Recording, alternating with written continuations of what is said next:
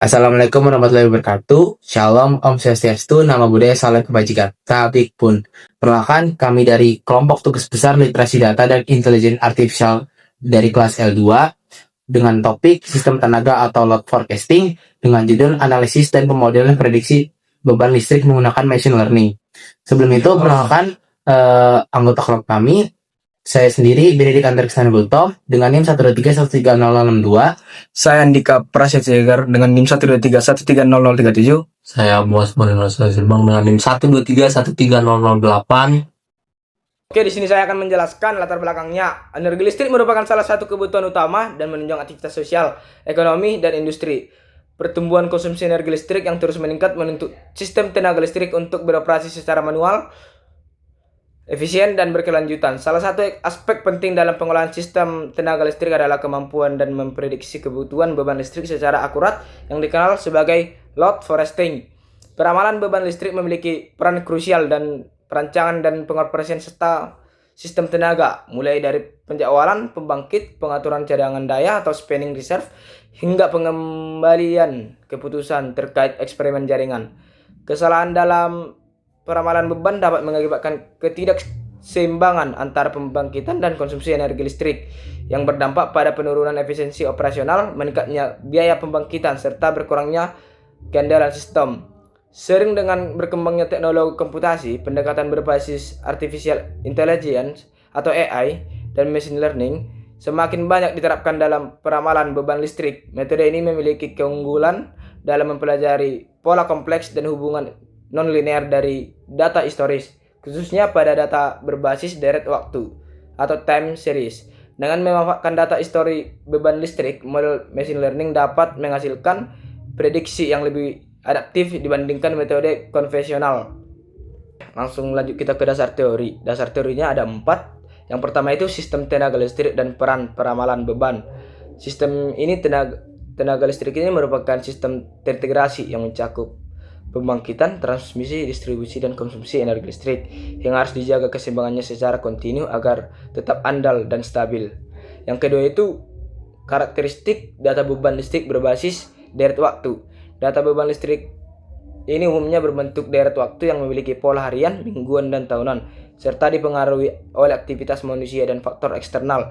Selain pola musiman, data ini juga menunjukkan tren jangka panjang dan fluktuasi non-linear yang kompleks. Karakteristik tersebut menjadikan peramalan beban listrik sebagai permasalahan yang menantang dan memerlukan metode yang mampu menangkap hubungan temporal serta pola non-linear secara efektif, terutama pada jangka pendek. Yang ketiga itu metode machine learning dalam peramalan beban listrik. Metode machine learning menawarkan keunggulan dibandingkan metode statistik konvensional karena kemampuannya dalam memodelkan hubungan nonlinear tanpa asumsi distribusi tertentu. Yang keempat itu penerapan artificial intelligence pada short term load forecasting. Penerapan artificial intelligence ini dalam short term load forecasting memungkinkan peningkatan akurasi prediksi melalui pemodelan hubungan kompleks antara data historis dan fitur waktu. Keberhasilan pendekatan ini juga bergantung pada penerapan pipeline AI yang terstruktur, mulai dari pemahaman data hingga evaluasi model. Lalu kita lanjut ke database-nya. Database yang digunakan dalam penelitian ini adalah data konsumsi energi listrik per jam atau hourly load yang berasal dari sistem kelistrikan PJM. Data set ini disediakan dalam bentuk beberapa file CSV yang tersimpan dalam satu arsip. Arsipnya itu arsip zip. Setiap file merepresentasikan data beban listrik pada wilayah tertentu dengan satuan megawatt atau MV. Data beban listrik dicatat secara periodik dengan resolusi waktu per jam dan memiliki karakteristik deret waktu atau time series. Dataset ini dipilih karena memiliki cakupan data yang luas dan sering digunakan sebagai benchmark dalam penelitian short term load forecasting, sehingga hasil penelitian dapat dibandingkan dengan studi-studi sebelumnya. Oke, jadi di sini ada total 4 grafik ya, grafik dari preprocessing data. Jadi grafik pertama itu yang PJM load MO itu adalah distribusi. Distribusi dipakai untuk memahami seberapa bervariasi beban listrik. Nilai yang paling sering muncul menggambarkan kondisi beban normal harian. Sementara bagian ekstrim, yang puncak atau yang terendah itu adalah kondisi kritis karena kesalahan prediksi pada titik yang nantinya akan berdampak besar ke dalam operasi sistem dan menaikkan nilai RMSE. Jadi di sini ada grafik time series. Nah, grafik time series menunjukkan beban tidak acak, ada pada pola yang berulang. Jadi artinya data punya keteraturan sehingga model machine learning bisa mempelajari hubungan antara waktu, pola historis, dan beban 1 jam ke depan. Jika terdapat lonjakan tajam, itu biasanya periode beban puncak menjadi bagian yang paling sulit diprediksi. Tahap di processing, tujuan utamanya adalah memastikan data benar-benar valid sebagai deret waktu per jam. Langkah pertama adalah mengubah kolom waktu menjadi format datetime agar bisa diolah berbasis waktu. Setelah itu, data diurutkan berdasarkan waktu untuk memastikan urutan historisnya benar. Kemudian dilakukan penghapusan duplikasi timestamp, karena jika ada 2 data pada jam yang sama, model bisa menganggap beban tercatat 2 kali, dan itu membuat pelajaran bias. Selanjutnya, nilai hilang pada kolom beban dihapus agar tidak mengganggu proses pelatihan model. Terakhir, dilakukan pengecekan interval waktu antar data. Karena dataset per jam, interval dominannya harus 1 jam. Output tahap ini adalah data yang konsisten dan siap dipakai untuk analisis pada EDA dan permodelan berikutnya. Oke, selanjutnya itu adalah bagian EDA atau pola waktu. Jadi di EDA ini dilakukan untuk membuktikan bahwa beban listrik punya pola waktu yang jelas. Pola ini nanti jadi alasan kenapa fitur waktu dan lag dipakai pada modeling. Di dalam EDA ini ada beberapa gambar lah. Yang pertama itu ada rata-rata beban per bulan. Nah, rata-rata per bulan itu perbedaannya menunjukkan adanya komponen musiman. Ini memperkuat keputusan memasukkan fitur MON pada model agar prediksi lebih adaptif terhadap variasi tahunan. Oke, berikutnya itu adalah weekday dan weekend. Jadi di sini tuh kan tertera ya diagram-diagramnya. Karena pola konsumsi berbeda antara hari kerja dan weekend, jadi fitur weekend ini membantulah model membedakan 2 kondisi operasi sistem. Kalau tanpa fitur ini, model ini bisa salah prediksi lah pada akhir pekan. Nah, berikutnya itu juga ada ini grafik tentang rata-rata beban per jam. Jadi pola per jam ini adalah inti dari short term load forecasting. Kesalahan terbesar biasanya terjadi saat transisi atau naik cepat dan saat puncak. Maka fitur jam ini wajib dimasukkan agar model tahu konteks terhadap waktu. Nah, untuk yang ini, grafik pada keempat ini adalah grafik rolling mean 7 hari. Jadi rolling mean ini menghaluskan fluktuasi harian, memperlihatkan tren jangka menengah. Jadi rolling mean ini dipakai agar tren terlihat tanpa gangguan noise harian. Ini membantu memahami bahwa beban mempunyai tren periodik dan tidak sepenuhnya stasioner, sehingga model non-linear berpotensi lebih cocok.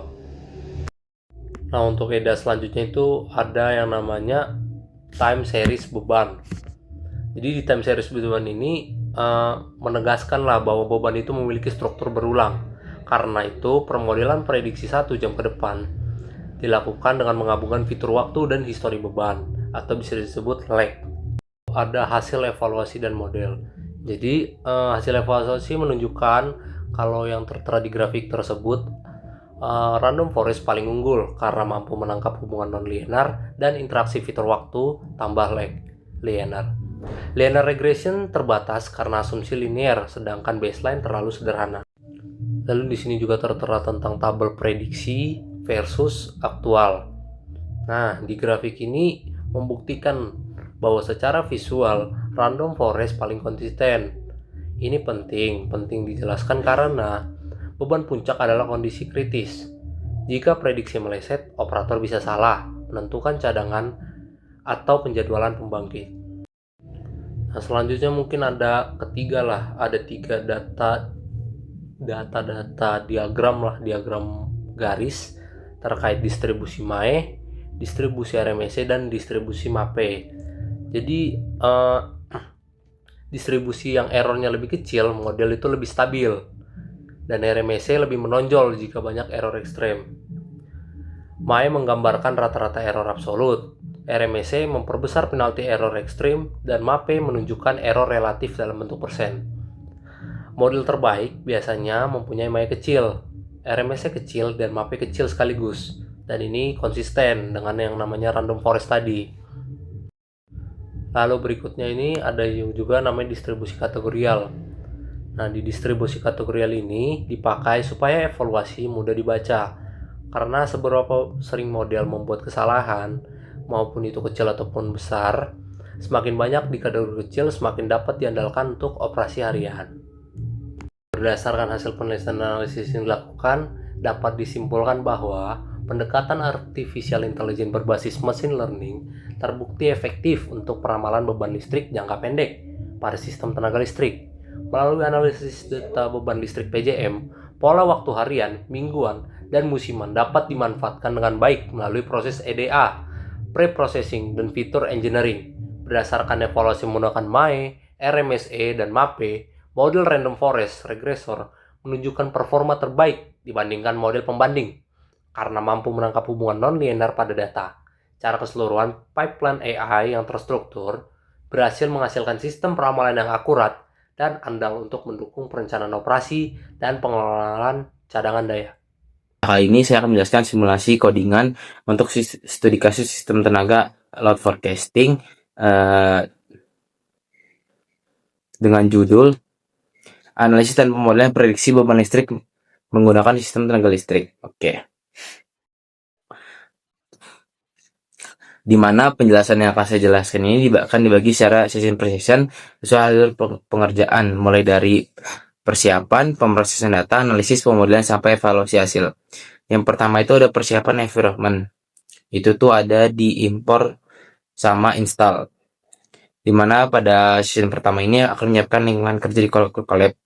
Mengapa perlu adanya install? Karena Google Colab ini memiliki perbedaan versi library dan kadang menimbulkan error kompatibilitas terutama antara NumPy and scikit-learn. Di sini kami masang dan menstabilkan library utama seperti NumPy, Pandas, Matplotlib, dan scikit-learn. Cara kerjanya itu yang pertama install atau upgrade library yang dibutuhkan, lalu import library untuk proses analisis dan machine learning. Hasil session ini environment siap digunakan, resiko error library berkurang, dan notebook bisa jalankan konsisten dari awal sampai bawah. Oke, kemudian kita lanjut ke data understanding. Session berikutnya adalah di tahap ini data yang digunakan adalah dataset beban listrik PJM dengan resolusi per jam. Kenapa data ini dipilih? Karena dataset PJM merupakan deret waktu jangka panjang yang cocok untuk peramalan beban jangka pendek. Cara kerja codingannya itu menentukan zip path dan nama file CSV di dalam zip. Terus mengecek isi zip atau namelist agar file CSV benar-benar ada, membaca file CSV langsung dari file zip ke dalam data frame. Dan untuk data yang diambil itu kolom waktu atau daytime, kolom beban listrik atau load or MW sesuai nama kolom dataset. Hasil session ini merupakan data berhasil dimuat, itu yang pertama. Terus struktur data, jumlah baris, daftar kolom teridentifikasi, dataset siap diproses lebih lanjut.